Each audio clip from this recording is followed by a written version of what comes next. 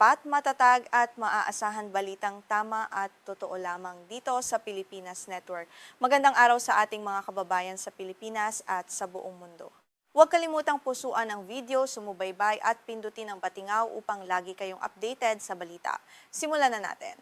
Inakusahan ng Amnesty International ang pamahalaan ng Israel ng pagsasagawa ng ethnic cleansing o malawakang pagpapalaya sa mga Palestino sa West Bank. Sa kanilang pinakabagong ulat, binigyang diin ng grupo na ang sistematikong hakbang na ito ay may layuning tuluyang sakupin at i-annex ang naturang teritoryo ng Palestine. Isang seryosong paratang ito na yumuwalik sa buong komunidad ng diplomasya sa buong mundo ngayong araw. Ang akusasyong ito ay detalyadong inilatag sa isang bagong ulat na may kapal na 149 na pahina. Ayon sa Amnesty International, ang sapilitang pagpapatalsik sa mga Palestino sa West Bank ay resulta ng isang planado at organisadong patakaran ng pamahalaan ng Israel at hindi lamang gawa ng ilang mararahas na naninirahan o settlers na sarili nilang nagpapasya sa kanilang mga marahas na kilos. Ayon kay Agnes Calamard, ang pinuno ng Amnesty International, ang karahasan ng mga settler ay hindi gawa ng ilang tiwaling individual lamang, kundi isang pangunahing bahagi ng kampanyang may basbas ng pamahalaan. Dagdag pa niya, ang nasasaksihan ng mundo ngayon ay isang sadyang pananakop na hayagang lumalabag sa batas internasyonal habang ang buong mundo ay nakatitig lamang at walang nagagawa upang pigilan ito.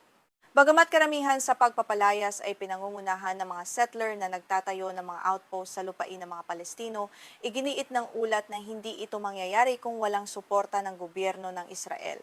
Ang suportang ito ay kinabibilangan ng tulong pinansyal, proteksyon ng militar at legal na proteksyon na nagpapahintulot sa kanila na magpatuloy sa kanilang mga iligal na aktibidad ng walang takot na maparusahan. Para sa internasyonal na komunidad, ang mga settlement na ito ay itinuturing na ganap na iligal sa ilalim ng batas pandaigdig.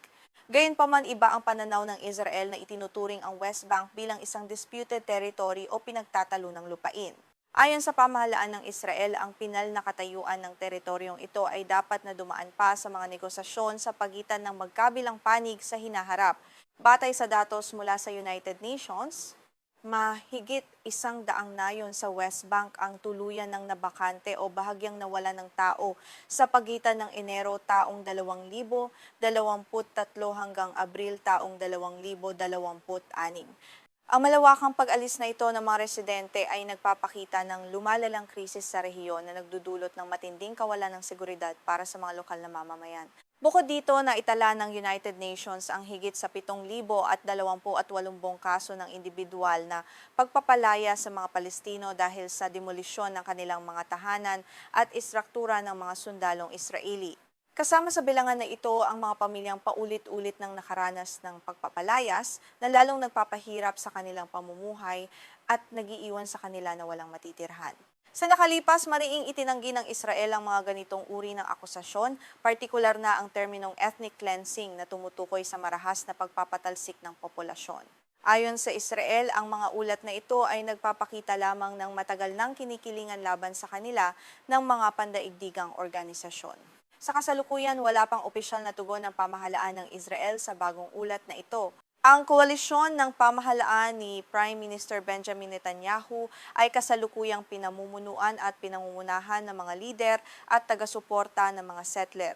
Ang ilang mahahalagang ministro sa kanyang gabinete ay hayagang nagsusulong para sa formal na annexation o pagsasanib ng West Bank sa teritoryo ng Israel na lalong nagpapatindi sa tensyon at nagpapalabo sa pag-asa para sa kapayapaan sa gitnang silangan. Dahil dito, nakatatanggap ng matinding kritisismo ang gobyerno mula sa mga Palestino at mga human rights groups sa mabilis na pagpapalawak ng mga settlement. Ayon sa kanila, layunin ng hakbang na ito na pigilan ang pagtatatag ng isang malayan estado ng Palestine sa hinaharap. Sa kasalukuyan, mahigit 700,000 Israeli na ang naninirahan sa West Bank at silangang Jerusalem na sinakop noong digmaan noong 1967. Natukoy din ng Amnesty International ang 12-dosenang panukalang batas sa parlamento ng Israel, ang Knesset, na naglalayong palawigin ang batas sibil at jurisdiksyon ng Israel sa mga settlement block. Layunin din ng mga panukalang ito na kontrolin ang mga korte na lumilitis sa mga Palestino na ayon sa mga kritiko ay tuluyang mag-aalis ng natitirang karapatan at hustisya para sa mga mamamayang Palestino sa rehiyon. Kamakailan lamang, Inaprobahan ng parlamento ng Israel ang isang marahas na batas na nagtatakda ng parusang kamatayan bilang default na parusa para sa mga Palestino sa West Bank na mapatutunayang nagkasala sa pagpatay ng mga Israeli. Ang hakbang na ito ay umani ng matinding pagkondena mula sa iba't ibang bansa at itinuturing na isang malaking hakbang paatras sa usapin ng karapatang pantao sa buong rehiyon. Sa kabilang banda, nagpahayag ang dating Pangulo ng Estados Unidos na si Donald Trump na hindi niya papayagan ng Israel na formal na sakupin ang West Bank. Ang tigil putukan na pinangasiwaan ng Amerika sa pagitan ng Israel at Hamas ay kumikilala rin sa mithiin ng mga Palestino na magkaroon ng sarili nilang estado, bagamat ang mga kaganapan sa ground ay tila sumasalungat sa mga diplomatikong pagsisikap na ito. Ayon sa Amnesty International, ang mga liblib na komunidad ng mga Bedouin herders ang pinaka-vulnerable o madaling maapektuhan ng marahas na pagpapalayas na ito.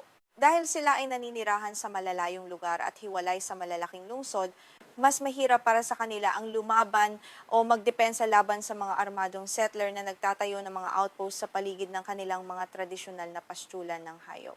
Bagamat nagbabala na ang mga grupo ng karapatang pantao tungkol sa isyong ito bago pa ang taong 2023, sinasabi nilang mas lalo pang tumindi ang marahas na pagpapatalsik matapos ang pag-atake ng Hamas noong ika-7 ng Oktubre ng taong iyon na nagpasiklab sa kasalukuyang digmaan. Ang digmaang ito ang ginawang dahilan upang mas paigtingin ang kontrol at militarisasyon sa buong West Bank.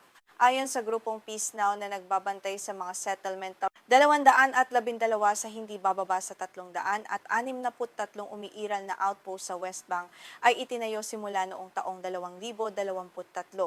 Ang mga outpost na ito ay itinayo ng walang pahintulot mula sa mga otoridad ng Israel na madalas ay nagbubulag-bulagan o kaya naman ay ginagawang legal ang mga ito pagkalipas ng panahon. Upang mabuo ang komprehensibong ulat na ito, sinuri ng Amnesty International ang 27 maliliit na nayon sa West Bank kung saan sapilitang pinalayas ang mga Palestino sa pagitan ng taong 2023 hanggang 2025. Kinausap ng mga researcher ang 12 biktima at abogado, nanood ng mahigit 40 video at nag-analisa ng mga opisyal na dokumento. Ayon naman kay Dror Etkes na pinuno ng grupong Kerem Navot, simula noong pag-atake noong Oktubre ng 2023, nasakop na ng mga settler ang humigit kumulang 12.5% ng buong teritoryo ng West Bank. Ito ay mga lupain na hindi na ngayon ligtas na mapuntahan o madaanan ng mga Palestino na nagdulot ng matinding pinsala sa kanilang kabuhayan at kalayaan sa paggalaw. Binatikos din ng Amnesty International ang kabiguan ng internasyonal na komunidad na kumilos upang pigilan ang nagpapatuloy na pagpapalaya sa mga Palestino. Ayon sa grupo, ang kawalan ng sapat na aksyon at parusa laban sa mga paglabag ng Israel ay nagbibigay ng lakas ng loob sa kanilang pamahalaan na ipagputuloy ang mga patakarang ito ng walang takot sa anumang diplomatiko o pang-ekonomiyang kahihinatnan. Sa pagtatapos ng ulat, nananatiling malabo ang kinabukasan ng kapayapaan sa rehiyon, questionable ang pagbabago ng demografiya sa West Bank. Ang sistematikong pagpapalayas at pagpapalawak ng mga settlement ay patuloy na sumisira sa pag-asa para sa isang mapayapang resolusyon at nag-iiwan sa libo-libong pamilyang Palestino sa gitna ng kawalan ng katiyakan at patuloy na takot sa kanilang sariling lupain.